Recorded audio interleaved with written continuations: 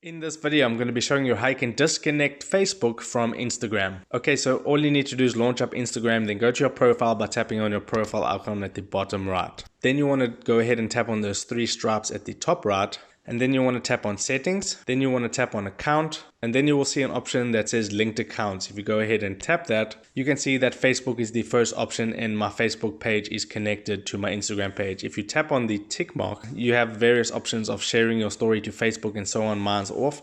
And then right at the bottom it says unlink. If you tap on unlink, it's going to ask you, are you sure you want to unlink your Facebook from Instagram? Tap on yes, unlink, and then your Facebook page will be disconnected from your Instagram page. Very quick and simple to do. If you got some value out of this video, then I would appreciate it if you smash that like button and consider subscribing, because I'm uploading how-to videos about social media and your favorite apps every single day. So with that being said, I'll see you in my next video.